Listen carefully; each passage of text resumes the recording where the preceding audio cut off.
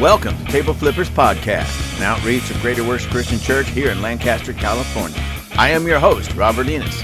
If you like what you hear, visit us at gwcclancaster.org. That's gwcclancaster.org.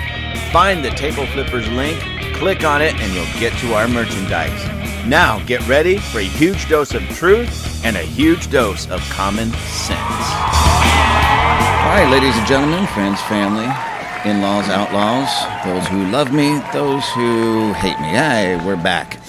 And welcome to Table Flippers Podcast. I really appreciate all of you fans. And today, hey, check this out. We got something really cool for you today. We got right across the table from me, the big guy himself, Rich Gallego. Now, I'm going to let Rich do most of the talking, but let me tell you something about him. Rich is a fantastic guy all the way around. Good, solid dude. He's a great artist, which I know he's going to tell you about in just a moment. Phenomenal artist. And I really want all of you to be able to pick up some of his artwork because, well, it's just spectacular. He does a lot of landscapes, and they're gorgeous. And my wife and I keep elbowing each other. We got to buy some of Rich's stuff. We got to buy some of Rich's stuff. So, Rich, we're going to be purchasing some art from you really, really, really soon. Sounds good. But I've been going on already too long. So, Rich, tell everybody about who you are, what you're doing, your art especially, because I do appreciate you all the way around what you're doing with PFC, and we'll get into that in a few moments, ladies and gentlemen. Palmdale Freedom Coalition. This guy, I don't even know how he has enough time to be sitting here with me, you know, because you're always doing art, you're doing classes, you're doing PFC. Yeah, it's. I used to have a full-time job working in a laboratory for 30 years, and I'm busier now that I don't have a full-time job. Isn't that funny how that works? It really is. I became a full-time artist 6 years ago, and it was something that I wanted to do for a long time, but you know, it's kind of hard to break away from that constant paycheck every 2 weeks. But you know, God's been good, and we're still afloat, and I'm starting to get more traction nationally. So. Yeah, it's working out. But yeah, you get involved in other things in your community, and next thing you know, you've got 3 full-time jobs, but you just don't get paid for all of them. You know? Yeah. But it's all good. You know, it's all necessary stuff. Yeah. No, that's really good. So, explain to everybody just briefly about your artwork, because again, ladies and gentlemen, these are Oh, and by the way, I forgot to tell everybody, if you hear background noise, we're in Butler's Coffee again. Our old stomping grounds, but my wife and I, we sold Butler's Coffee to some fantastic people. She's standing over there talking on the phone. I don't know if she's listening to me. And we're going to have them on a podcast real soon. They're going to be changing the names from Butler's to Generations. They're making it their own. It's still spectacular, the best coffee in the world. And so if you hear the background noise, forgive me, we're in a coffee shop. So you're in a coffee shop with us. But Rich, tell everybody a little bit more about your art, because I know you do a lot of landscape. And Well,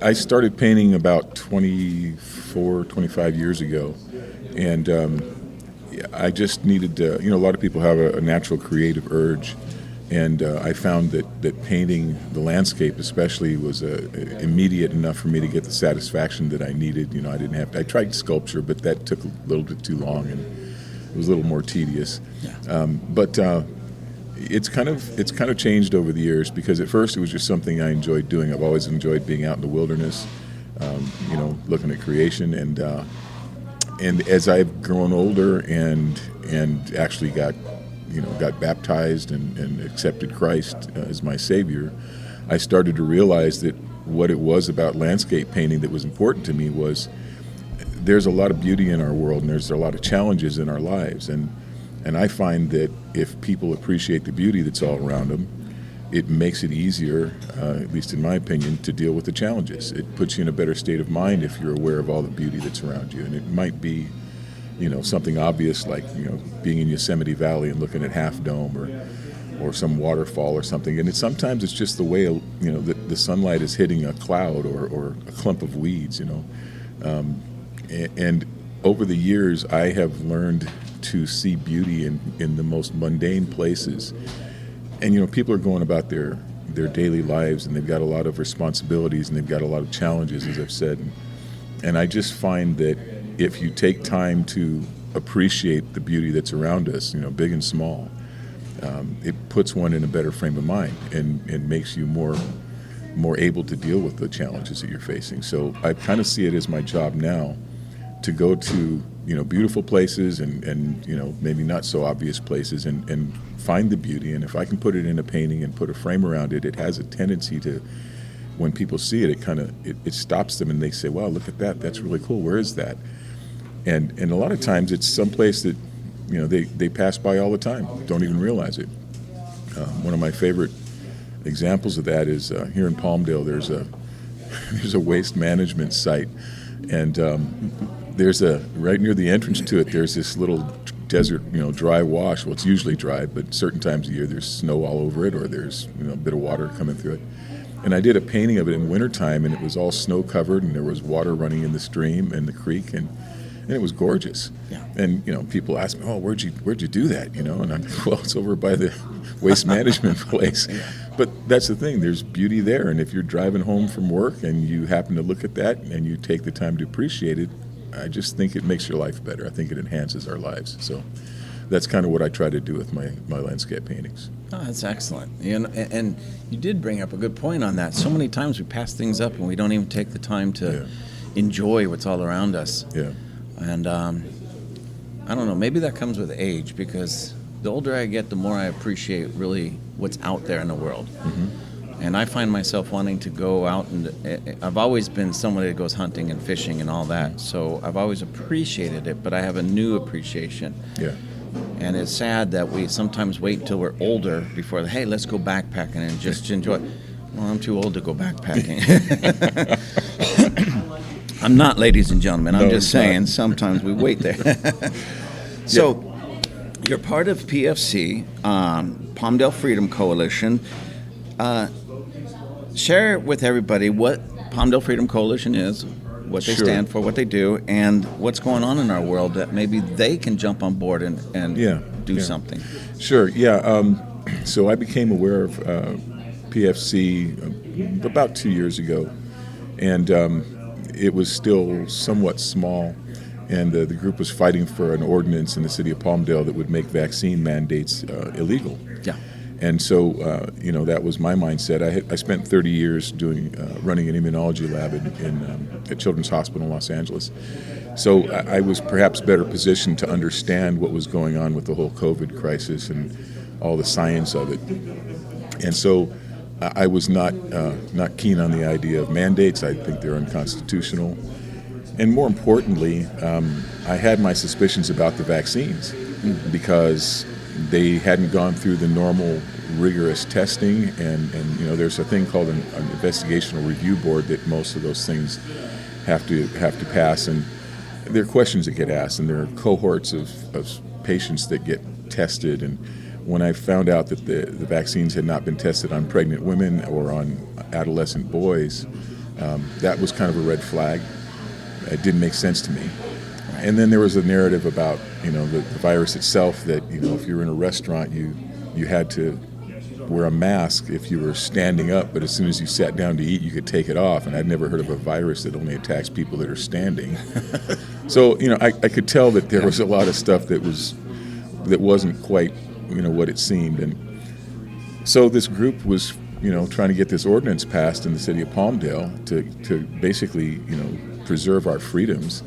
And that's something that I'm very interested in. And kind of like the appreciation of beauty, the older I get, the more conscious I am of the importance to preserve our freedoms. And I've got 2 teenage kids. I want them to grow up in a better world than I did. Right.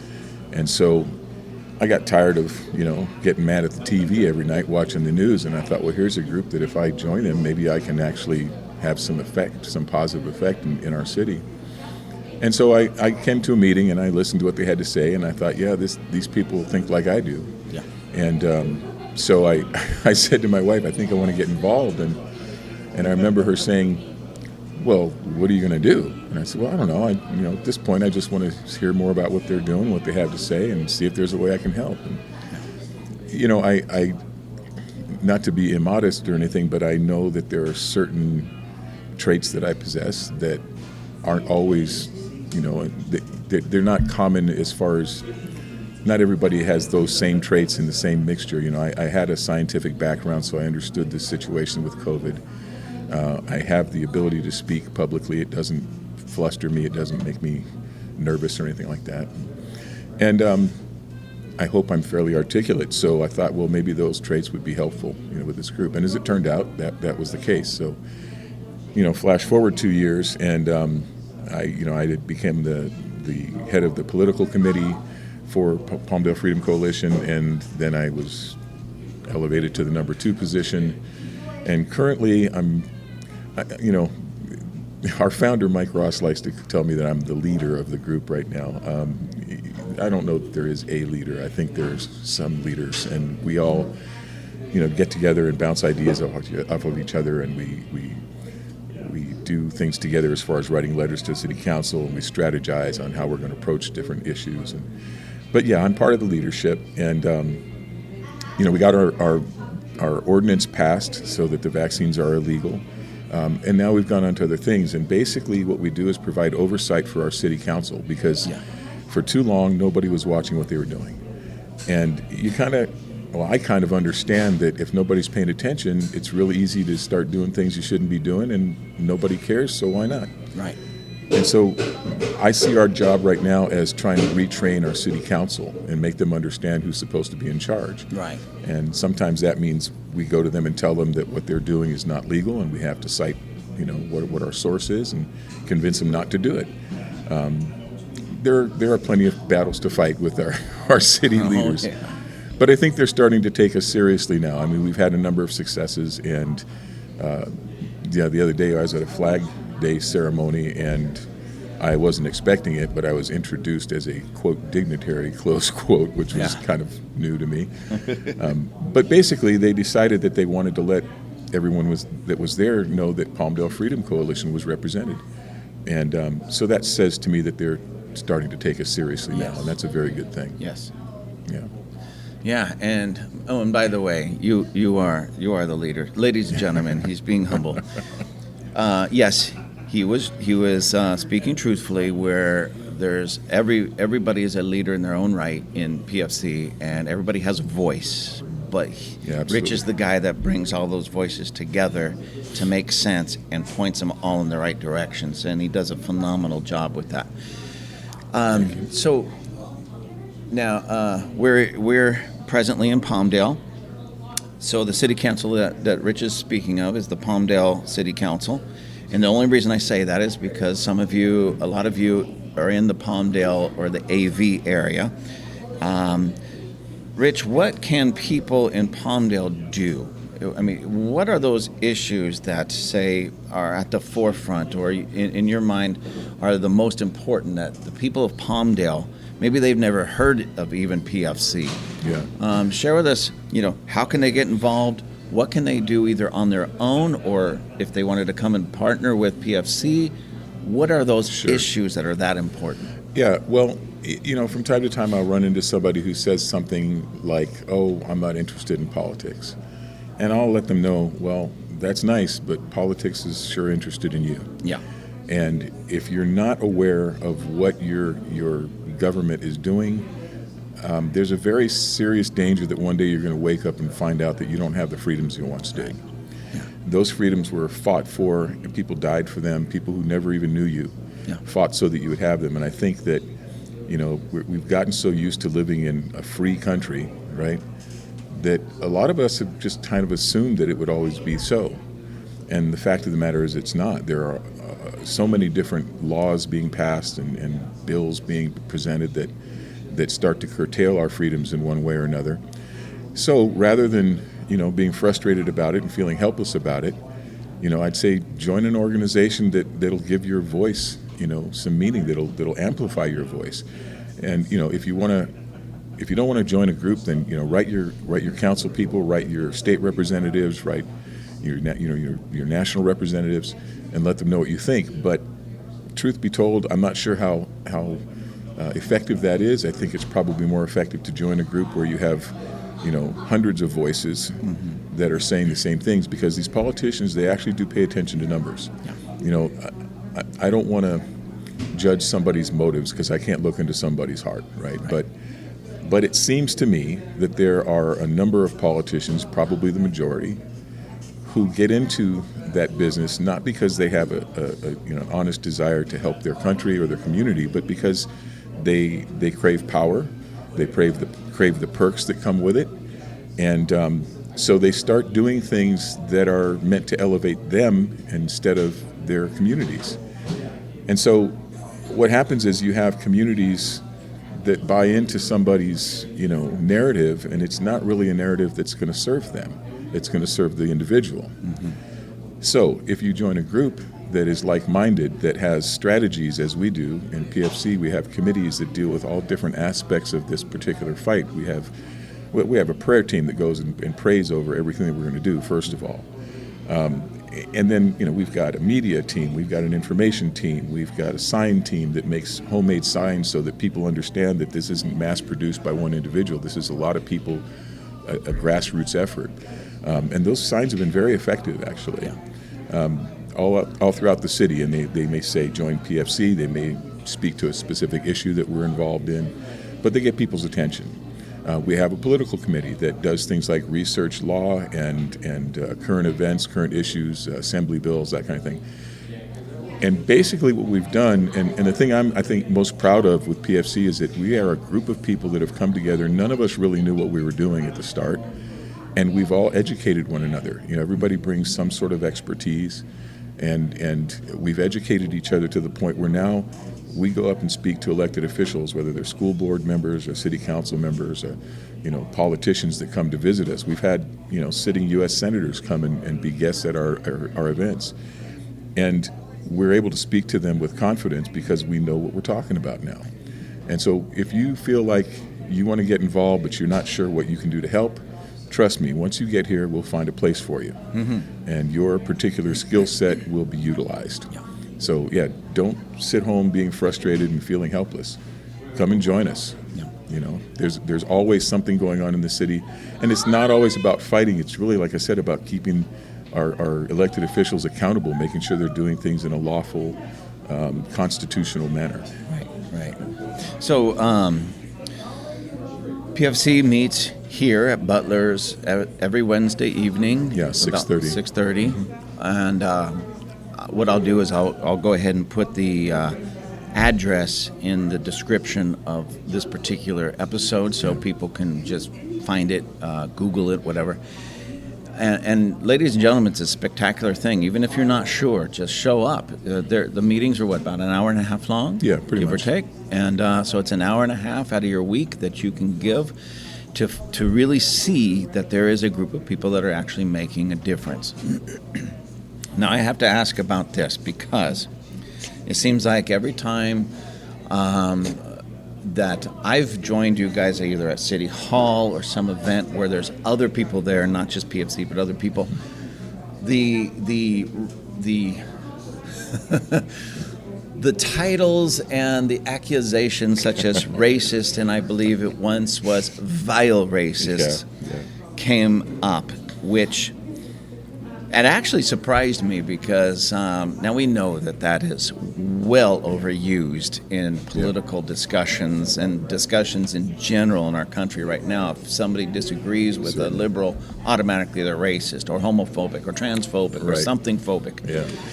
But this particular one, I don't even remember it having anything to do with race at all. No, and it never does. And the individual that you're thinking of, he slandered us. And slander, I don't know if everybody understands the different definitions, but slander is when you say something untrue about something orally, or someone orally. So he stood up and he's a leader of a special interest group that basically exists to take money out of the city coffers, basically for causes that not all the citizens are on board with. Right. But we were fighting against the city giving out millions of dollars to these different groups because for one thing, we believe it to be unconstitutional. Section 16, Article 6 in the state California Constitution prohibits giving taxpayer dollars to special interest groups. So we were trying to stop the city from doing something that was illegal, frankly. And of course, this individual stood up and said that we were all a bunch of vile racists at PFC. Now, just for my own sake, I'm a quarter Italian, a quarter Irish, and half Native American. I'm married to a Filipino American. My friends look like, a day at the UN. If I'm a racist, I'm not very good at it. And that same individual did the same thing recently. He libeled us, and that is when you say untrue things about somebody in written form. And so he sent out a letter to his group saying that we are aligned with right-wing violent extremists, right? And again, made the vile racist charge. Here's the thing, and I went to the city council and talked to them about this, and I said, look, at a recent meeting, I asked everybody that was there to raise their hand if they had Latin, heritage, and a number of hands went up. Yeah. And then I said, how many of you are of Asian heritage? Same thing. How many of you are black or part black? Same thing. And so on. Well, it turned out that the percentage of PFC members who are different ethnicities basically mirrors the city of Palmdale's demographics exactly. Isn't that interesting? So, to charge us with being racist when those of us who are part of the group know that the only thing we care about, I have to give credit where it's due. Dennis Prager frequently says there are two types of people, decent and indecent. And that's pretty much all I care about. Yeah. And all the people I know at PFC, that's all they care about. Yeah. So here's the thing. The individual that was making those charges, he doesn't have a fact and logic-based argument to make. Right. If he had, he would have made it. Yeah. But instead of arguing against our positions, he finds it much easier, like a lot of people on the left do these days, to use the charge of racism as a cudgel, as a weapon. Because it's been effective. A lot of times you call somebody racist and they back off. Right. What he didn't quite understand is the nature of the people he's dealing with. We don't require people to be Christian to be part of this group. Right. But the fact is, most of us are believing Christians. And what he underestimated is that most of us aren't concerned with what he calls us. Right. We know who we are. We know God knows who we are. That's not going to scare us off. Yeah. So we come to the council meetings, we come to school board meetings, and we speak truth and we speak fact, and we can back it up. Yeah.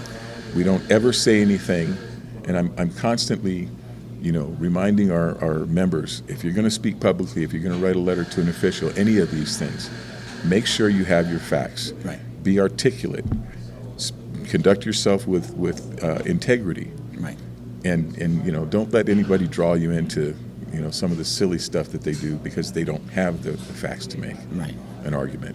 So it is interesting because the thing that really bothers me beyond the immediate, someone falsely accusing another person of racism, is we're losing the potency or the true meaning of these words because they're used so flippantly. Yeah. So now when real racism rises up, people don't know, they can't identify it because of all these false accusations of racism, because one person disagrees with another person, automatically racist. But now when real true race, because ladies and gentlemen, I was trying to let Rich do all the political talk, but when you look at certain political parties, I'll just leave it at that, most everything they do involves race and against putting one race against another race, which is racism. Yeah. Most people can't see that anymore because those lines have been so blurred,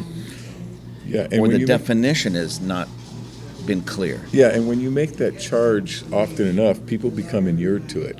Yeah. It just doesn't have the impact anymore. Yeah. One of the things that I said to the city council in their last meeting when I went to speak to them, the individual that was making these charges in writing and that had done it orally in front of the council, he happens to be an appointed commissioner on our Palmdale's Human Rights Advisory Committee. Wow. Now, so I figured him behaving that way was not behavior becoming an appointed official. Right. So we went there to demand that he be taken off of the committee. And the first thing I said to them is something that I believe with every cell in my body, which is racism is one of the stupidest, or pardon me, one of the lowest forms of stupidity that I've ever encountered. Right. I mean, I can't tell you how much, I just shake my head when and in my life, I've really only encountered one overt act of racism. And it was probably 30 years ago when I was working in Orange County. And one person who I think he was, I know he was a drug addict. I don't know what drug he was doing, but he said something that was just so profoundly stupid, it was almost comical. Right.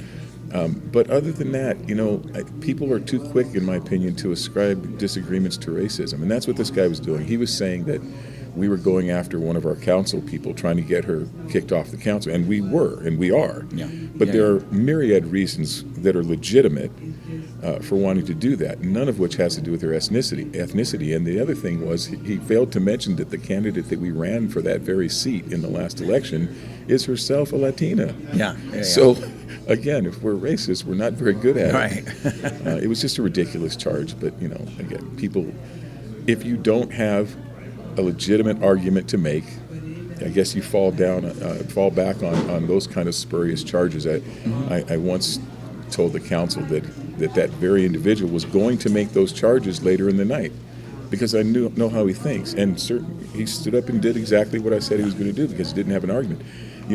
I think, what is the way I put it was something like, the ad hominem attack is the final refuge of the stunted intellect.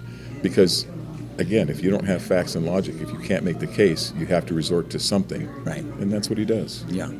It reminds me of like third graders in a sandbox arguing and fussing, and then one runs out of argument and he just reverts to, you were just stupid, or you're just ugly, or your mama's this, or you're... And it's complete immaturity and a lack of intellect on his part. So, this council member, are you free to share why you're trying to get this particular council member off? Yeah, absolutely. And there are those who have said, "Oh, you're being mean, and you're just doing it because you didn't win," and all these other things. Well, before he goes on, let me preface this. Because you said that, there's some people that are going to say you're just being mean. But ladies and gentlemen, pay attention to what he's about to say as to why we want to see this particular council member removed. And you be the judge if it's just being a good citizen or if it's really being mean. And again, the person that PFC that we wanted in that seat is also a Latina, and this particular council member is Latina. So, again, the whole idea of racism, because we're coming against a Latina council member, it just doesn't fly. It's absolute stupidity. But anyways, Rich, let everybody know really the reasons why. Sure. So the council member's name is Andrea Alarcon. And I want to say up front that, as far as I'm aware, all of us being equal at the foot of the cross, Andrea Alarcon is a child of God, and I wish nothing but the best for her. But she's done some things that we believe make her unfit to be a council person, and her whole history, basically. I mean, she's got, when we brought up her arrest record from more than 10 years ago, there were people that said, "Oh, well, that's ancient history, and everybody has things in their past." Well, let me say, I don't have that kind of stuff in my past. Most of the people I know don't have those things in their past. Right. I've never been arrested for DUI or child endangerment. She has. Yeah. And if it was something that was just in her past, that would be one thing. But the fact of the matter is, from 10 years ago to the present, the woman has everything from over $140,000 in tax liens, both state and federal. And why is that important? Oh, that's private. Well, wait a minute, folks. This is somebody given fiduciary responsibility over our tax dollars. This is somebody who, with those liens against her, that's a lot of money. It could potentially make her vulnerable to bribes. If somebody, I don't know, say a mayor from a neighboring city who had a lot of money decided that he wanted to help her take care of those things, and I'm not saying that's happened, I'm saying it's a possibility. Right. It would be hard for somebody who needs that money to say, "No, I'm not going to do what you want." And the thing about elected officials is you need to avoid even the appearance of impropriety. Right. And that certainly is what we have here. So that's the problem with the tax liens. And they're still unsatisfied, by the way. She hasn't paid them. The other thing is she's got a history of alcohol abuse that gets her into very public trouble. And the most recent ones, on May 3rd, this past May, last month. Just this past May, yeah. A little more than a month ago now. Yeah. Okay. She was removed from a local bar and grill because she was publicly intoxicated, and she was becoming combative with other patrons. She was dancing on tables, and again, people say, well, she's just blowing off steam. She's on her own private time. Okay, folks, not so fast, because when law enforcement was called to remove her, she then started using verbal, very foul language to excoriate them. We've heard some of what she said, and I'm only going to tell you what we know has been verified. There are some other things that are very troubling, but I haven't verified those yet. But she did tell the sheriff's deputies that she knew cartel members. Now, that is nothing but a thinly veiled threat in the context that it happened in. Right. And it's behavior thoroughly unbecoming an elected official.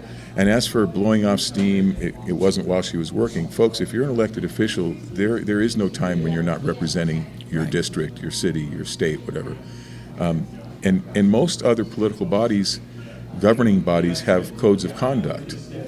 And for example, the House of Representatives, the U.S. Congress, says that the first article, I believe it is, in their code of conduct says that all members shall conduct themselves at all times in a manner that brings credibility to the body. Well, if it's good enough for the Congress, it should be good enough for our city council. Right. So we started looking into it. What part of the code of conduct did she violate? Well, turns out she didn't. And why is that? Because we don't have a code of conduct for elected officials in Palmdale. Wow. Which I was just flabbergasted. I couldn't believe that. So one of the things we're working on right now is writing a code of conduct and putting it into an ordinance that we're going to take to the council and try to get them to pass. Right. Because we certainly think there should be one. The other things that are problematic with her is that she turned in her candidate's paperwork after the state mandated deadline, and we have brought that to the council's attention as well, and they just basically, they don't answer us. They give no response. I actually had a conversation with one of our new councilmen just the other day, and he said to me, well, it's because when she got there to turn her paperwork in, there was a commotion going on, and it wasn't her fault, and she was actually there 10 minutes before the deadline. And as I said to him, it doesn't matter, because there have been cases where a city clerk's office was actually at fault and people didn't turn their stuff in time because they were given the wrong date. Not their fault at all, and the state still ruled that nobody at the city level has the authority to extend the deadline. Wow. So it doesn't matter what the reason was. She turned it in late. Also, we believe she doesn't live at the address that she claims to live at. Now, she said that she lived in the 5th District by June 18th, which is the date she had to have residence in the 5th District that she now represents. Problem is, there was a lawsuit filed against her the day before the election that said she was occupying a property in the 4th District up until the end of August. So how could she live in the 5th District June 18th if she was living in the 4th District until the end of August? Right. And that was a breach of contract suit, which again brings up character issues. So there's all kinds of reasons why we don't want this person representing us and don't believe she should legitimately be doing so. Right. No, I totally agree. So, ladies and gentlemen, as I said, does that sound mean, or does that just sound like common sense, something that unfortunately few people in our world have? So common sense isn't so common anymore, but we need to make it common. These are people that represent you and I. And it's not just here at a local level. Ladies and gentlemen, these types of things are happening throughout our nation. Yeah, and Rob, can I bring up one other thing? Because I think it's important. Not so much in the legal sense. The things that I've been talking about to this point are all legal issues with her being a representative. But there's another aspect to it which, is more of an emotional one perhaps, but I don't think it's any less important. And that is, until she decided to run for office in Palmdale, the woman has absolutely no history of involvement in our city. Right. Everything she's ever done professionally is in Los Angeles. She's lived in Malibu. She's lived in Stevenson Ranch. She's never lived in Palmdale. Wow. She's never been involved in our community. So why is it that she would somehow suddenly want to be a council person in Palmdale? Well, turns out that she in less than 6 months serving has already told people that she's planning on an assembly run, state assembly run. So does that sound like somebody who has the best interests of Palmdale citizens at heart and wants to help their community? Or does that sound like somebody who's using the council seat as a stepping stone to further political ambition. Right. I mean, I think the answer is obvious. And again, the other fact is, for those of you living in the 5th District who say to yourselves, well, she's a Latina like we're Latino, and she's a lawyer, so that sounds like it's pretty good. Let me explain something to you. This woman works for a law firm who, in 2 separate lawsuits against the city of Palmdale since 2017, has siphoned off more than $6.5 million from our city budget. Wow. All right? And that's money that could have gone to improve streets, to improve the sidewalks, to improve safety in your neighborhoods, to better the parks that are there, any number of things that could have improved the 5th District and the city of Palmdale as a whole. And now that money's not there because her law firm, and she helped with the lawsuits, decided to sue us. The first one was to make us go from an at-large city to a city with districts, with 5 districts. And this is the ironic part. The argument for that case was, well, the people in the 5th District are not being properly represented because it's largely Latino district, and they're not having the representation they should. So there should be somebody from that district that represents them. And the law says that you have to be from that district. Okay, so look, they win the lawsuit. We have to go to 5 districts.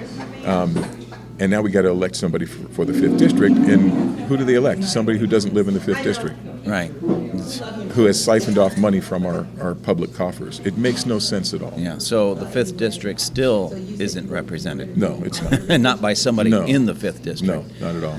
See, ladies and gentlemen, these are the types of things that we get so frustrated about because, remember, it's supposed to still be, our government is still we the people. Amen. Not our city council, not our state representatives, not our federal representatives. It's we the people. And so we call them representatives because they're supposed to represent us, our will, what we want, our best interests. And that isn't always the case. And it certainly isn't the case here. Now, I'm going to ask you a question. This might be somewhat of a loaded question, but do you feel that her position there was, how can I say, not just funded, but bought, perhaps? Yeah. The mayor in the neighboring town, Lancaster, Rex Paris, it's no secret. And in case anybody listening is wondering, well, how can you just say these things? Look, every bit of information that I've given so far on this particular individual or any of these individuals is a matter of public record. Yeah. So how can we make these claims? Well, we've either made CIPRA requests, which is California Records, Public Records Act requests that have been satisfied. You can find out very easily who funds a campaign for a city council person or any elected office. Right. And that's what we've done. And so because of that, what we know is that Rex Paris funded her campaign to the highest degree that was legally allowed. Mm-hmm. And in fact, through other organizations, it's very possible that he siphoned money into her campaign indirectly as well. Right. That's the Palmdale First organization, and we're still waiting to find out what their financial records are. But her, Eric Olson, Richard Loa. Richard Loa, we didn't need a CIPRA request for. He told me straight up, quote, my political reality is that I have taken money from Rex Paris and I will probably do so again if I want to stay in the council. Wow. He said that. And this is a guy who claims to agree with us on a number of things. He's the sole Republican on the council as far as I can tell. It's supposed to be nonpartisan, so they don't actually come out and tell you. Right. But you can kind of tell by listening to him and talking with him. But this is the guy who's supposed to be on our side, and he's taking money from the city next door, Rex Paris has been trying to siphon money out of Palmdale forever. We're doing better financially. If you look at the list of cities in California and their financial rankings, Palmdale's way above Lancaster as far as financial fiscal feasibility. So it's no secret that Paris is trying to get money from Palmdale. He's trying to create this, we believe, this regional city, combine the two, and then that way the seat of power is in Lancaster. And there are many, many reasons why we don't want that to happen, but that may be a conversation for another day. Rex Paris and his son have basically financed the campaigns that I'm aware of, everybody I'm not sure about Laura Betancourt. I don't know if she's taken money from him or not. But he's also responsible for our new city manager being the city manager. Yeah. She was somebody that was let go from Lancaster under less than ideal conditions. She's sworn to me face to face that she has no interest in doing what Lancaster wants. Yet we get regular reports that she has lunch with Marv Christ, the vice mayor of Lancaster. Wow. And, so there's just so much going on. Again, they don't even try to avoid the appearance of impropriety anymore. They're just doing this stuff all out in the open. And then when we call them on it, they don't deny it, they just don't answer. Right. And that's the strangest things to me when we've been down there at the city council meetings and facts, not just opinions or ideas or thoughts or conspiracy, facts on paper are presented to them of things that should not be happening, things that are either illegal or very close to be unethical at Certainly least. Unethical, yeah.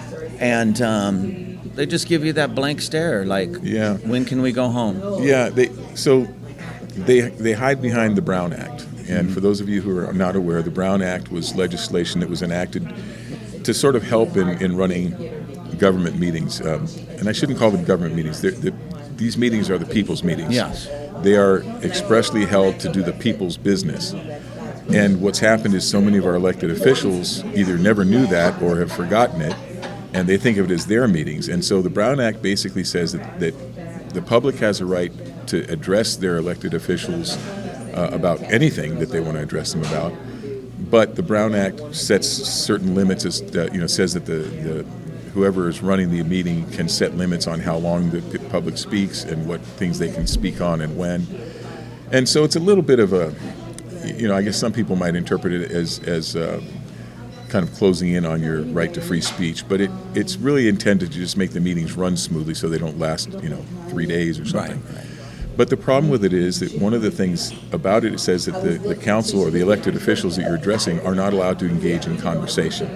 Now, they are allowed to answer questions, but our council has taken the position that the Brown Act says they can't respond at all. It's not what it says. Right. And even if it was, they could certainly respond after the fact at the next council meeting in a public, at a press conference, or they could make a public statement or put it out on the internet. Yeah. They could answer our concerns. They simply don't most of the time. And again, I think I said earlier, we see our job at PFC as we're supposed to retrain these people because they certainly don't act as if their purpose is to do the people's business and let the people be heard and let the people. State Constitution says we have the right to instruct them. It doesn't say we have the right to ask them, to implore, or beg, any of that stuff. It says we, the people, have the right to instruct them. And they don't seem to understand what that means. Right. And that's a great point because, ladies and gentlemen, I think most Americans can know this aspect that when we elect official, they work for us. We know that. But we don't act upon it. Yeah, we don't become their boss. Yeah. And we just sit back and make them the boss. We'll articulate, out of one side of our mouth, we'll say, wait, they work for us. But on the other side of our mouth, I better be quiet and do what they tell me. Yeah. No, it's the exact opposite. They better be quiet and do what you tell them. That's the way it's supposed to be. And again, they're representatives. That word, again, we've lost our definition and our meanings of these words. Yeah, and the thing is, if people, you're talking earlier about how can people get involved if they want to. Look, folks, we don't have a democracy in the pure sense of it. We have a representative republic. But that word democracy has always been used as, sort of interchangeably, and we all understand what that means. It is a democratic form of government. But here's the thing. If the people being governed don't take part, you don't have any kind of democracy. Right. And you might sit there and tell your kids, we have a democracy, but if you're not, being heard, if you're not letting your positions be known to your elected officials, I hate to tell you this, but you don't have a say in anything. Right. So in my opinion, living here and availing ourselves of the freedoms that this country has always made possible to us, you have a responsibility, not just an opportunity, but you have a responsibility to be involved. Right. And I'm saying that to people who agree with me politically and people who don't. Right. We have people that come against us in the council meetings, these special interest groups, that I don't agree with almost anything that they say. Right. I think that they misunderstand the Constitution, they misunderstand the laws, or they just ignore them when it suits them. Right. But I have to say this: they are taking part. They are availing themselves of the freedoms that this country guarantees, and they're taking responsibility for being involved. Yeah. And I got to give them credit for that. Yeah. Because we got people that sit around decrying what's happening to our country, but they won't get off the couch. Exactly. Oh, well, I got to do this. Well, I am too busy. Well, look, everybody's busy, folks. Yeah. Do you want to keep your freedom or don't you? Right. It comes down to that. Yeah. And that's the thing. And ladies and gentlemen, it's really not as hard or takes as much time as it may sound. No. It does take time, but it doesn't take as much, because a lot of people think that'll be like, I'll have to spend 20 hours a week. No. If you spent 30 minutes, maybe an hour, just get on the internet and Google some of these things and educate yourself. Yep. What's really going on? What is this bill being passed? What is that being passed? You don't have to know every detail, but you get a rough idea of what's going on. Some of you would be shocked at what's really being pushed. Like one of these bills that they're trying to push here in California, and I believe it was maybe has already been passed, is that if you don't have the gender-affirming care, mom and dad doesn't have gender-affirming care in the home, the state can come and take your children away from you. Yeah, that's Assembly Bill 957, and it hasn't been passed yet, but it did just pass by an 8-1 vote the Senate Judiciary Committee for the state of California. So it is going to be going to the floor pretty soon and be voted on. And folks, I run into people who say, well, it's not time yet. I mean, things aren't so good, but it's not time to fight yet. Well, when's the time to fight? Right. And they say, well, when they come for our kids. Well, folks, they've already started coming for your kids. And they have been coming for our kids. When they come to get our guns. Again, I don't know how to tell you this. They've already started coming for your guns. That's well down the road by this point. And by the way, if I can mention real quickly, one of our committees with Palmdale Freedom Coalition is called the Antelope Valley Parents for Education. Mm-hmm. And they have been doing absolutely stellar work. They've been doing what you just were mentioning, researching the heck out of things. Right. They know the assembly bills that affect kids in schools. They go and talk to superintendents of school districts. They make their arguments to school boards, because a lot of us are concerned about the indoctrination by the LBGTWD 40-90210. I don't know what they are. Yeah. And by the way, when I say that, I don't mean any disrespect to people who are gay or think that they're trans. And I say think because there's never been a human being in the history of human beings that's ever changed their sex. Right. So that doesn't really exist. It's not a real thing, folks. But it's not that I don't respect those people. I think everybody should be treated with whatever respect they are due. Exactly. I think they should be treated with compassion and kindness until and unless they give you some reason not to. Right. But it doesn't mean that we have to participate in their delusions when they have them. So this group, AVPE, the Antelope Valley Parents for Education, as I said, they've been doing really great work getting the information out to parents, meeting with the school boards, talking to our congressional representatives. They have a direct line to Mike Garcia, as does PFC, our congressman, U.S. congressman in the 27th district.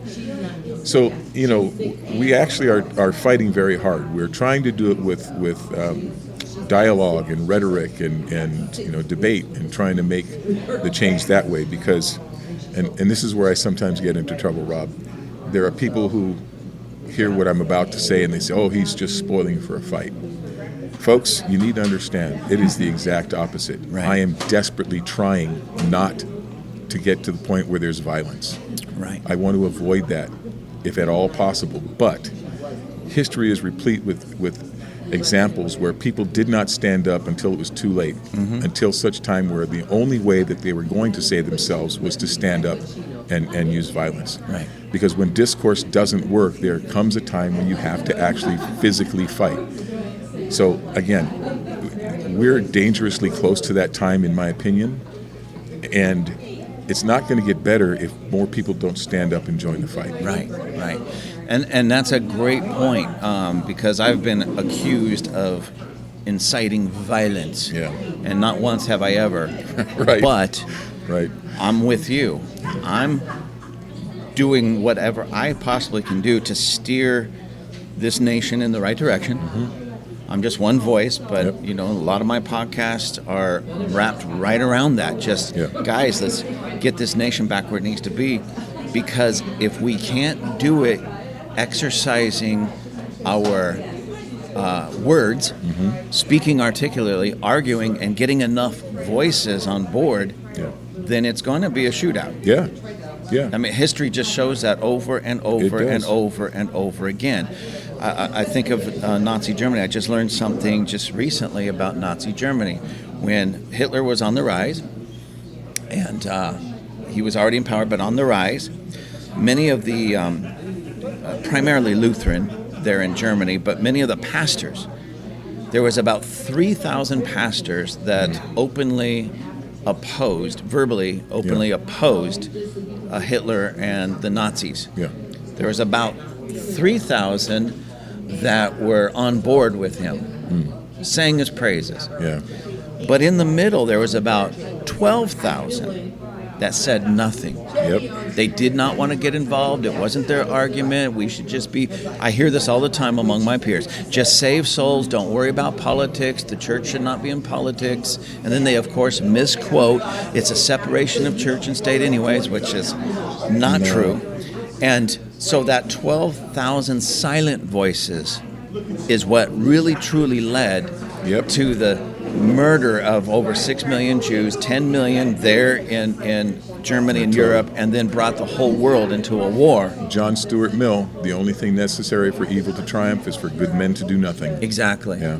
So I say that to all of you who have taken that stance, that just like, listen, I don't like what's happening, but I don't want to get involved because I don't know enough about politics, or I'll have a target on my back, or I don't want to be called. Ladies and gentlemen, if we don't do something now and get more voices into the fight, then it may come to that point, and we're trying to keep this from happening, that now we're going to have to pull weapons just to protect what little we have left. Yeah, and I think, there's some other things. People say, well, I don't want to have a target on my back. Or, what can I do? Or all these things. Well, first of all, the biblical admonishment that many hands make light work. Yeah. So the more people we get involved in the fight, the less work any one of us has to do. Exactly. So that's the first thing.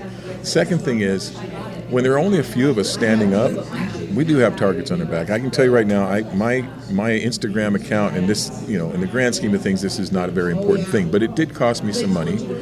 My profession as an artist depends somewhat on how many followers I have on social media. Right. After standing up at a school board meeting and saying to the trans community, I'm sorry, but you have a delusion. Right. Because no one's ever changed their sex. You can't name a single person that's ever done it. Right. And I didn't say it to be cruel. I said it because I think scientific fact needs to be recognized if we're going to have an honest discussion. And when I said that, I expected an uproar, but I got silence, which in itself was a little bit disconcerting. But by the next morning, my Instagram account had been deleted, and I lost 14,000 followers overnight. Wow. That had a direct monetary impact on me. Yeah. So I have a target on my back. Yeah. The city council, if I call the city clerk's office now, I don't even have to tell them who I am. They pick up the phone and say, hello, Mr. Gallego. Yeah. That was a little disconcerting the first time it happened. Right. Right? People there know who I am. And I don't say that in a boastful way. I say that as somebody who's a little bit concerned about it, right? Yeah. So you might have a target on your back, but the more of us that stand up, the fewer people they can target. Exactly. Because if all of us are standing up and saying, no, this isn't what we want, what are they going to do? Target everybody? Right. They can't do it. Right. They can't do it.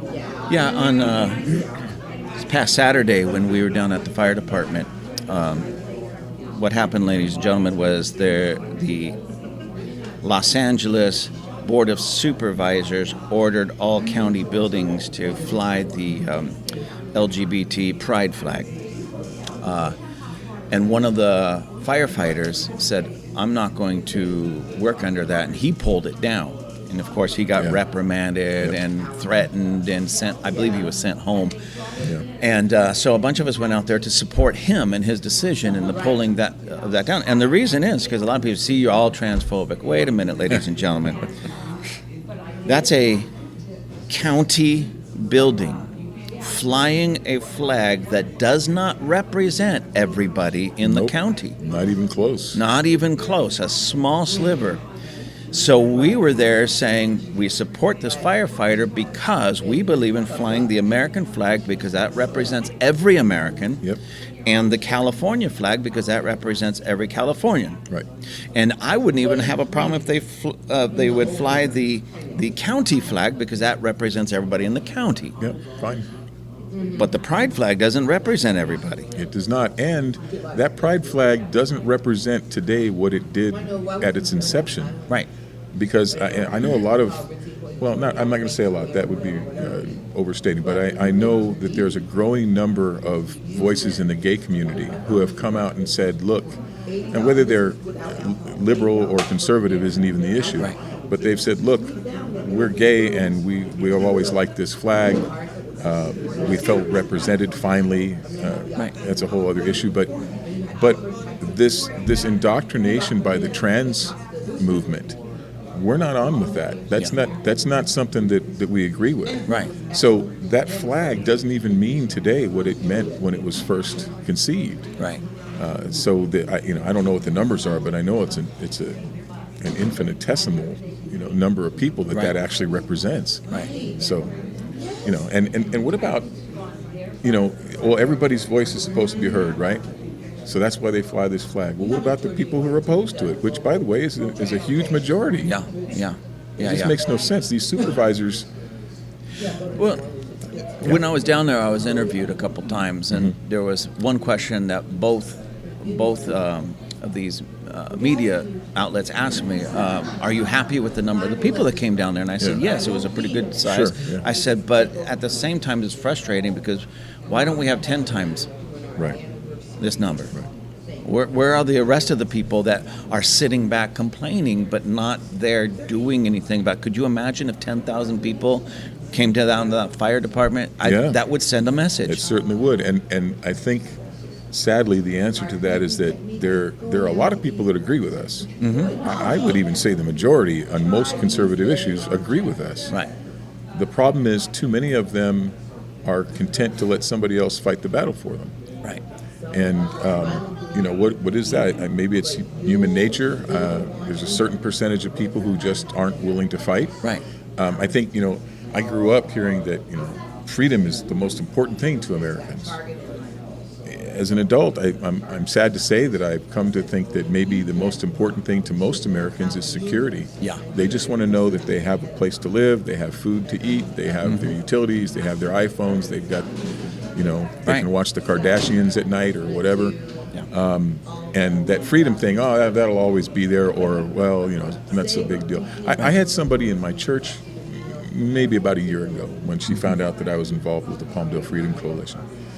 Well, two incidents. One of them said to me, "Rich, be careful. You don't want to get into trouble." And I looked at her and said, "Get into trouble? They're telling us we can't worship in our church. We have to go outside if we want to do it. They're closing down mom and pop grocery stores and small businesses at record rates. We already have trouble. What are you talking about?" Right. So just the general idea that some of the citizens don't understand what's going on still. Yeah. And then the other thing is, there are other citizens who, like I said, they just prefer security to freedom. Mm-hmm. We always thought it's freedom for America, but it's not the case. I think a lot of people would just rather be left. Well, they think they're being left alone because they're not being told to come up and give a speech or go to a meeting or anything.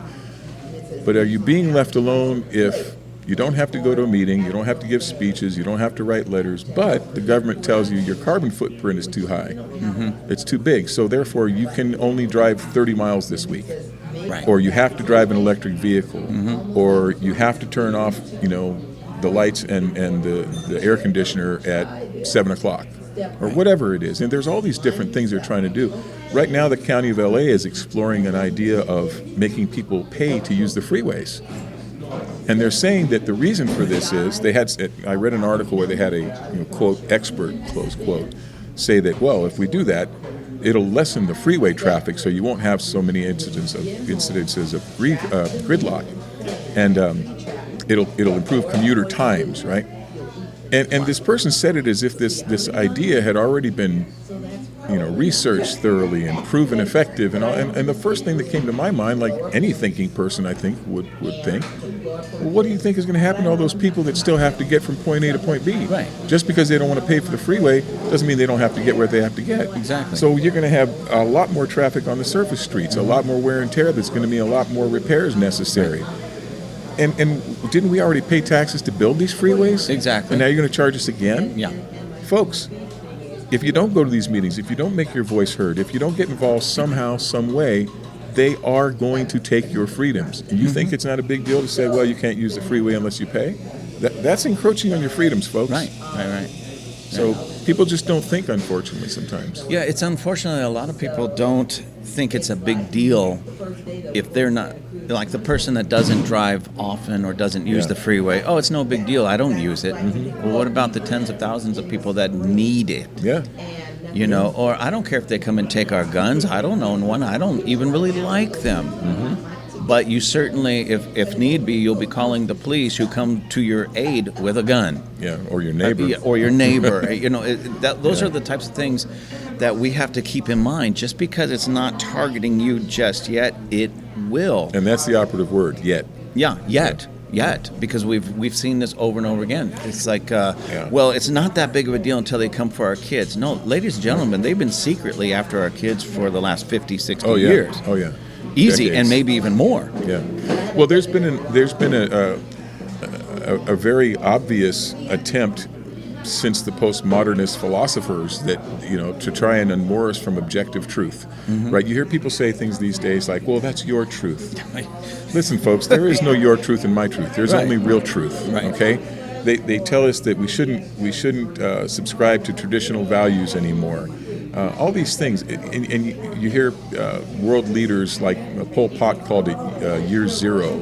Other people call it the Great Reset, right? These are all the same things. Right. It's all this idea that we need to, as I said, be unmoored from traditional values and objective truth, because when you do that to people, they suddenly have nothing to cling to, and you can control them better. Yeah. Whether we can get into the whole World Economic Forum, the World Health Organization, all these world this and world that. Folks, this is America. This is a unique country. This is a country where you hear about the American experiment. Well, that was the experiment that made the citizens sovereign. We're the ones that are supposed to be in charge. Yeah. That didn't happen in other places. Right. That happened here. And all of this world this and world that and unmooring from objective truth, the idea that there's 57 genders, all of this nonsense is an attempt that's been going on for decades to turn us into a one world order that can be controlled by a central cabal, if you will. And by the way, I know that people hearing this, there's going to be a certain percentage that are going to say, oh, he's a conspiracy theorist. Well, folks, there's a new definition for conspiracy theorists after COVID. It's called somebody who understood what was going on before everybody else. Yeah. We have to go find some more conspiracies, because all of our conspiracies turned out to be true. So far. So, masks don't work. The vaccine's no good. Yeah. It was all intentional. I mean, I know it sounded crazy to me at first, except there was too much evidence to support it. And, a few years down the road now, it turns out that we were right. See, and that's what's so shocking to me. Even now, I see LA County is big on this, still pushing a vaccine. Yeah. That the CDC, the World Health Organization, and others have come out and said doesn't work. Yeah. As a matter of fact, it's actually killing people. Yeah, and it makes you more likely to contract COVID again if you've been vaccinated. Yeah, isn't that? Yeah. And they're still pushing this. So, if, ladies and gentlemen, you can, and again, you can do some simple research. This is all out there and it's all available. This is not conspiracy. This is now the so-called experts coming out. I was listening to Fauci, how he even says, well, because they called him on flip-flopping so many times. Yeah. Well, I was just given the best information that we had as it evolved. Yeah. And it's like, here's the thing about that, and the first time the nation, I think, was introduced to Fauci as a whole, I remember he stepped up to the microphone. They said this is the nation's foremost, or actually they may have said the world's foremost expert on immunology, on viruses, on virology. And the first thing he said after a couple of pleasantries was, this is a virus unlike any we've ever seen. And I remember looking at my wife and saying, well, if he's never seen anything like it, why should I think he's an expert? Right. I mean, it just didn't make any sense. Yeah. And now he says, well, we're operating with the best available information. Okay, folks, like I said, I ran an immunology lab at Children's Hospital for 30 years. I'm not an MD, I'm not a PhD, I'm not as educated as Dr. Fauci, okay? But even I knew these things didn't make sense. Right. Now, maybe that's a topic for another podcast, because we can go deep in the weeds, but there's all kinds of things that didn't make sense to me. When you have a spike protein that is in the brain, that travels to your brain, and you've got a vessel walls that are a single cell thick. If the spike protein starts creating waste products, which is what it does when it enters your immune system attacks the waste products by removing the cell, not just the waste product. Okay. So you can imagine a situation where the vessel looks like Swiss cheese now. Right? Everywhere there's a spike protein. First of all, COVID virus doesn't end up in your brain, so why do you need spike proteins there to take care of it?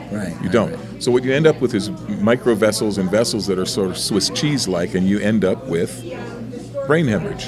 Yeah. That's one thing. You hear about the myocarditis and pericarditis, and all that is true. It's inflammation that's a result of all these vaccines and what's in them.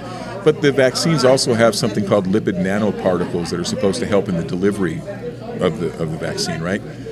Well, if that goes to your heart, and it does, consider this. We're mostly made of water. So is your heart. Your heart operates because there are, I'm going to get real technical for just a moment. There's a sinoatrial node and an atrioventricular node at the top and bottom of your heart. And those are the things that make it beat. It's an electrical current that operates between them. Yeah. Okay, water conducts electricity very, very well. We all know this. Right. You know what doesn't? Fat. Okay. So lipids are fats. Yeah. So if you suddenly have a bunch of lipid nanoparticles in your heart, don't you think that could impede the electrical impulse a little bit? Yes, and all these absolutely. people are dying of heart attacks that didn't have heart issues before. Right. It's not too hard to figure out how that's happening.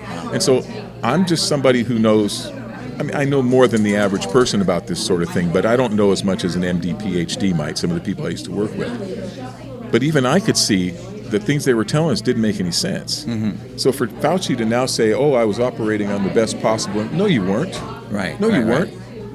Compared to his education, I'm just some guy and I knew better. Right.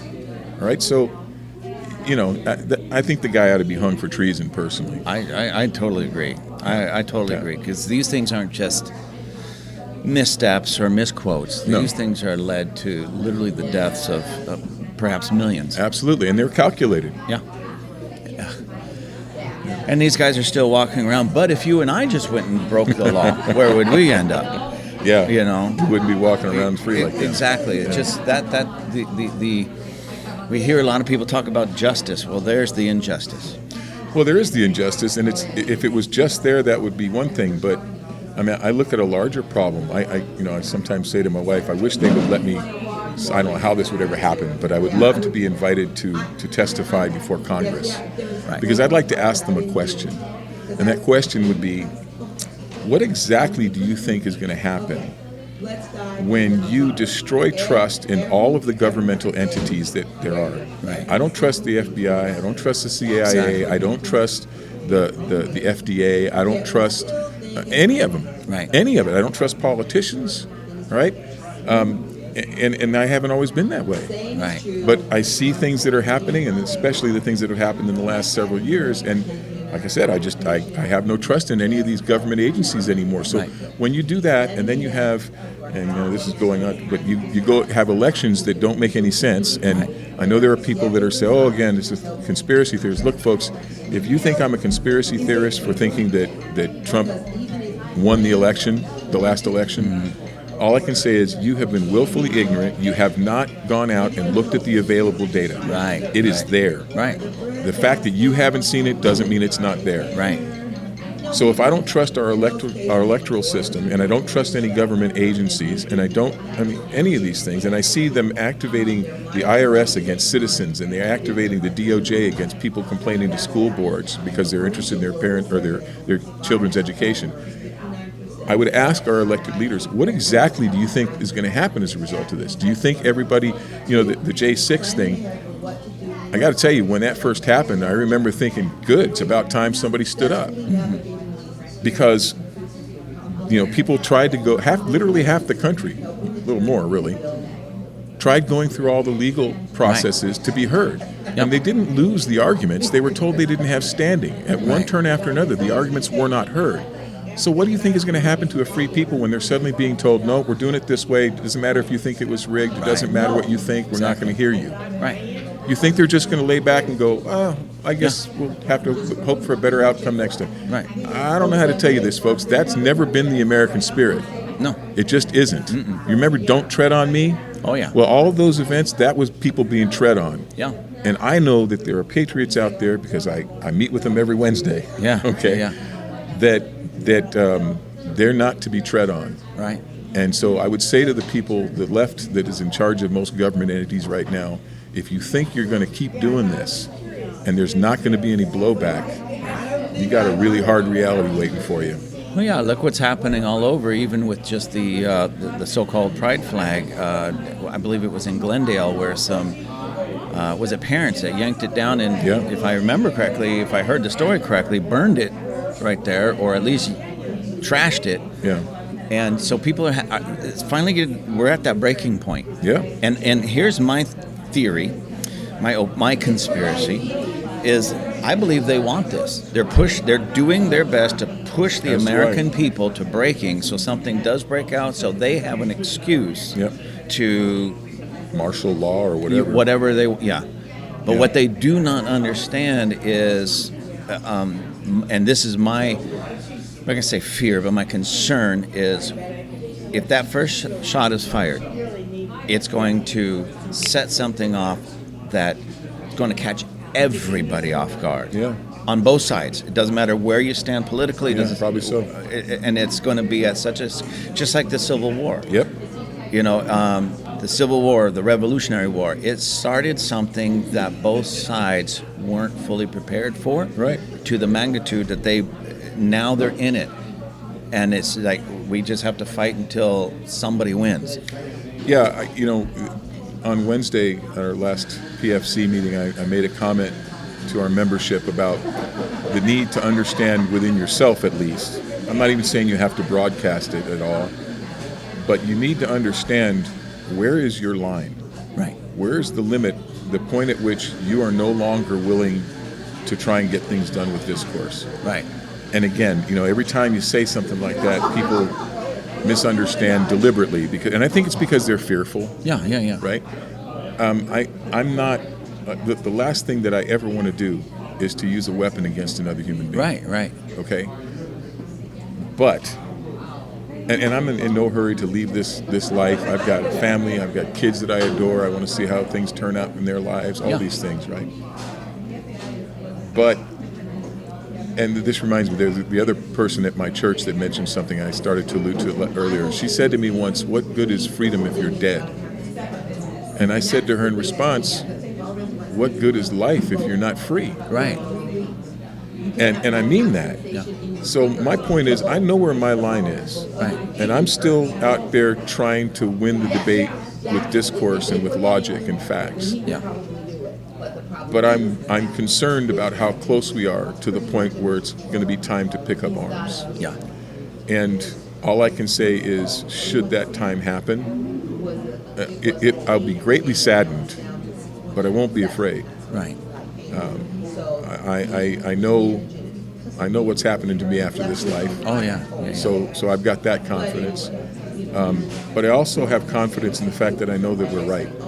I sometimes jokingly say to people about conservatism, there's a reason they call us the right. Right.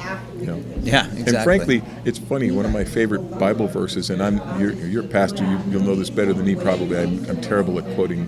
I think it's Ecclesiastes 10, and it says something about the heart of a fool inclines to the left. Yeah. Right? Right. Okay, well, I don't know if that was meant politically or not, but I look at that and I go, well. God, He's got it all figured out. Nothing catches Him off guard. He put that in there that way to not only speak to the people of His time, but to of that time, but also our time. Yeah. And I agree, because that's what I tell a lot of people. And I make this statement. I make it boldly. You cannot be a Christian and vote Democrat. No. Because the Democrat platform and their policies are all anti-Bible, anti-God, anti-freedom, everything that God stands for, they're against. Yeah. I'm a Republican not because I have some great love for the Republican Party, but their platform is much closer to the biblical standard than they're electable. I agree. Yeah, I when people ask me about my politics, I usually tell them, well, I'm a registered Republican for pragmatic reasons. Right. In theory, what I am is a constitutional conservative. Yeah. But for the same reasons that you just elucidated, it aligns much more closally with what God wants for His people. Right. Right. That's why I get even more frustrated with Republicans that the rhinos, as we would call them, that act more like Democrats, because even though they're Republicans, I hold them to a higher standard because of the platform and what they claim the Republican Party stands for. Right. And so when they bent, like the local politician who's a Republican that voted for all the abortion stuff, it's just see, I hold that person to a higher standard because I know that a Democrat's going to do that. That's just not a matter. Right. I don't even think about it anymore because I just know where they're going to stand. Yeah. And even if for some weird reason they break away and they vote, they're still part of a system that's still anti-God. So it's like... Yeah, it's like when I hear people, and I've got people in my own family. Well, I shouldn't say people. It's not plural. I have one. In my own family who, raised in the same house with me, same values, same ethics, right? Yeah. Basically leads their life like a conservative. Yeah. But is a member of the media or has been most of her career, and votes religiously Democratic. I shouldn't say religiously because she's an atheist, but she votes Democratic and says things like, "Well, I'm not a leftist, but I'm a liberal." And I'm like, I don't know how to tell you folks out there. I know there are a lot of people out there who vote Democrat who are maybe center left. Yeah. Okay. I know one person personally who was a Republican, and just because she didn't like Donald Trump's personality, now votes Democrat, which I can't even tell you how ridiculous that is. Yeah, it's mind-boggling. But I try to look at that as, well, maybe there's hope to bring her back. But this person in my family, I'm not a leftist, I'm a liberal. Folks, I don't know how to tell you this. You might not believe in all the leftist ideology that's being, perpetrated out there, but you're supporting them. If you vote for them, the result is the same. You might as well be a Marxist. Right. Because that's what you're putting in power. Yeah. So you don't have this shield, this veil of protection from being responsible just because you don't quite agree with them. Yeah. You're putting them in power. You are part of the problem. Right.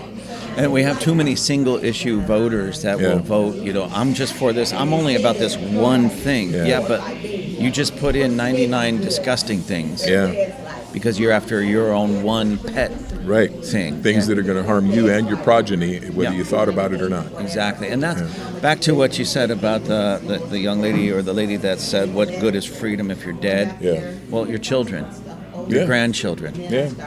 I want to, if I'm not around to enjoy the freedoms I fight for, I want to win that fight for my children, my grandchildren, great-grandchildren. Just like others did before us. Exactly. Yeah. I like I said, I'm in no hurry to die for anything. Right. Okay? Me either. But I'll say this: if I've got to die, I can't think of anything better to die for than my God, my country, my freedom. Yeah. Exactly.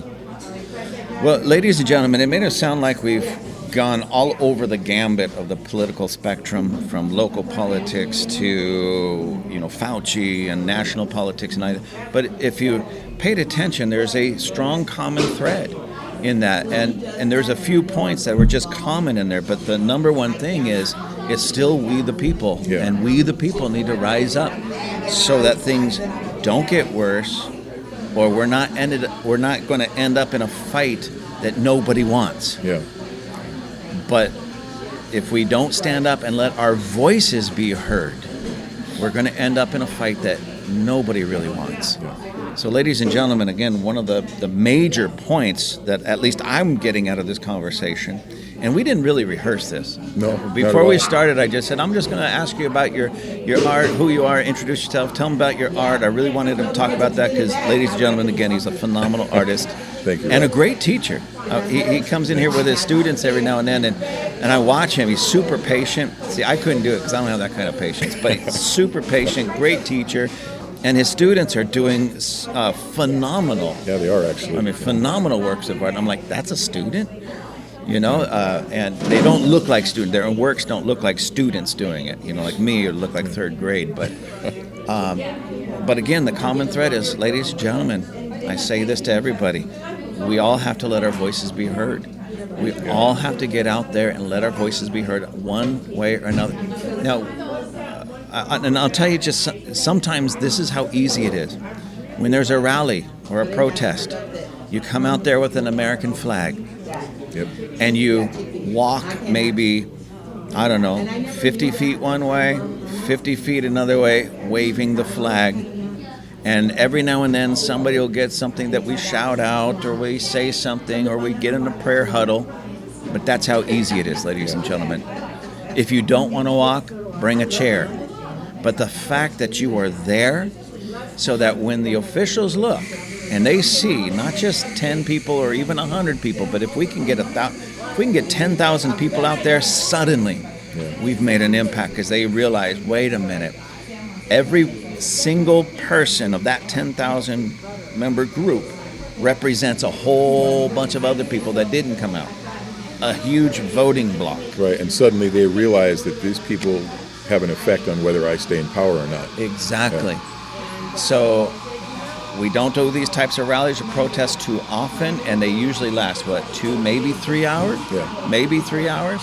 So if you could even come out, say, for an hour, hour and a half, bring a lawn chair, bring some water. Sometimes it's a little hot, but we'll always find some shade. Bring an American flag or a Don't Tread on Me flag, something like that. Sometimes it's literally that easy. Yeah. It's literally that easy. It is. You don't have to be the person getting up and speaking into a microphone at a crowd if you're not comfortable with that. You don't have to. If your thing isn't research, but you like making signs, then come help us with that. I'll tell you, it's been therapy for me. As well as anything else. I got so frustrated listening to the news and being told that the American people think this and the American people think that, and I would sit there thinking, well, I'm an American person. I don't think that. I don't think that way. That doesn't represent me. Right. Rather than being frustrated, get up, make a difference.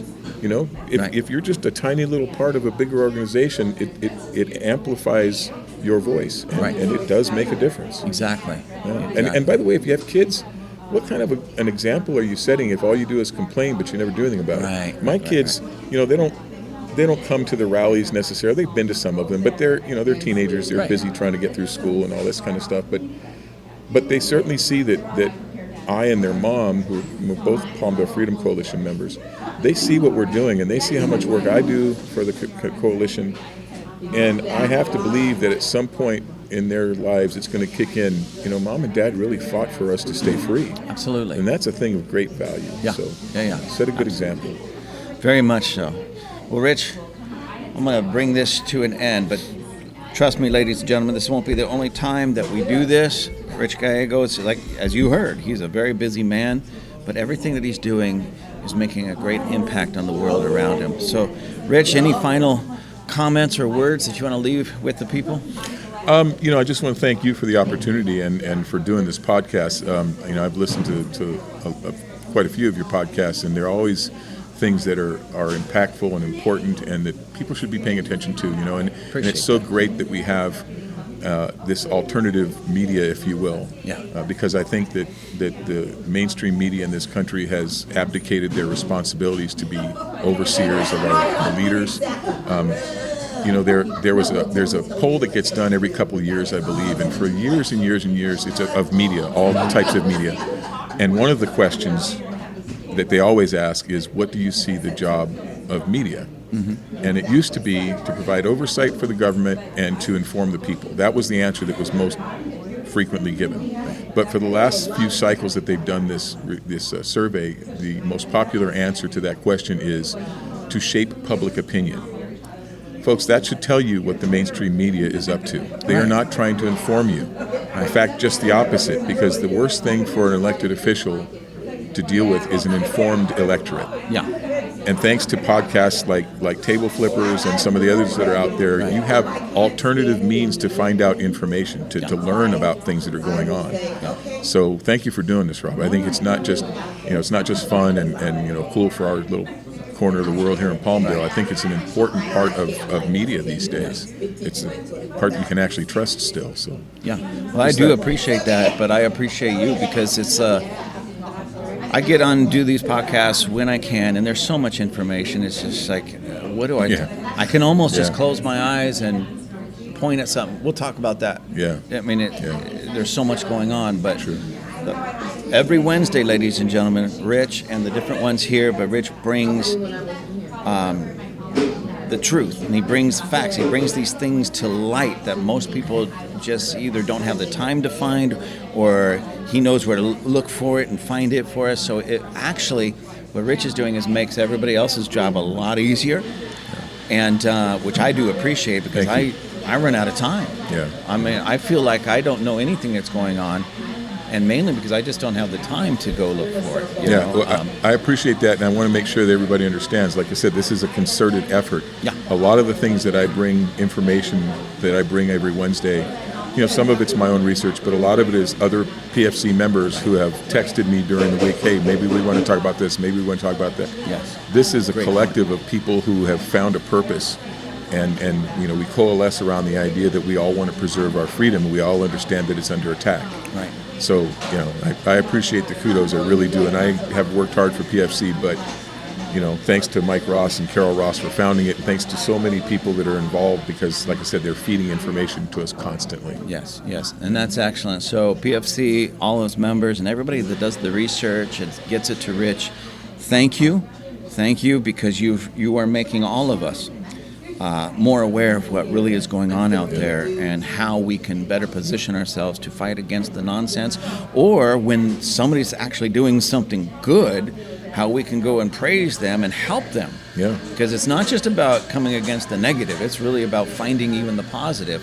Unfortunately, that's few and far between, but... Well, if I can just add another thing before we sign off here or whatever, to that point, we have told the city council rather many times that we'd much rather be their allies than their adversaries. Right. And to that point, our social media, like our website, PalmdaleFreedomCoalition.com, and I believe it's going to be up on our Facebook page pretty soon too. There's going to be links where people can sign up to help with graffiti removal in the city of Palmdale. Right. I've been talking to the public services people and trying to get that going. Mm-hmm. So. So we're trying to make a positive impact that way. And then on the 24th of June, there's going to be a cleanup effort at Desert Sands Park here in Palmdale. So if you want to do that, we're going to send a link out for that as well. Okay. And so if you're a PFC member and you want to sign up to help with that, it's a great opportunity for us to make the city aware that, look, we're not just here to yell at people and complain. We are also here to do positive things. Yeah. So. And he does put his money where his mouth is, ladies and gentlemen. And I will get those links and put them in the description for this episode. Great. So you can just click on it and it'll take you to there. And please come out and help. It's not an all-day event. It's what? No, it's like 2 or 3 hours in the morning. And there's different times that you can help. The Desert Sands Park thing is specifically on the 24th of this month, but the graffiti cleanup is an ongoing thing with the Public Works Department. And they really only need 3 or 4 people on Tuesday mornings to go out with the trucks and help clean graffiti. Yeah. So do something again, good for your community. That's just an occasional Tuesday that you can give up 2 or 3 hours of your time. to go help the city clean up graffiti. It doesn't require a lifetime or weeks or months of your time, just a few hours here and there. Yep. And we can really make a difference and show our city who we are as a people and what we want as a people. So I do appreciate it, and he does put his money where his mouth is. He does. I've seen him at the city council where they've done something good, and he's praised them and told them, we appreciate this, thank you. And it was especially that way with Richard Loa. Yep. You know, he's done some really good things, and he gets praised for it. Yep. However, at the same time, when they do something dumb, they get hammered for it, and rightfully so. That's what oversight is. Exactly. So, again, Rich, I so appreciate it. Ladies and gentlemen, we're going to have him on here again soon, I hope, and because he brings a lot of wisdom and knowledge and understanding to everything that we're doing. Thank you, Rich. Thank you again. My pleasure. Thank you so much for having me. Oh, man, it was my pleasure. Ladies and gentlemen, we'll see you all soon. Thank you for joining us at Table Flippers. I truly appreciate you. You can write me at gwccrobert@gmail.com. That's gwccrobert@gmail.com. Please let me know how I'm doing. Remember to pick up some of our merchandise. You can find the link at gwcclancaster.org. That's gwcclancaster.org. Until next time, be continually blessed. Chippy the Chipmunk loves table flippers.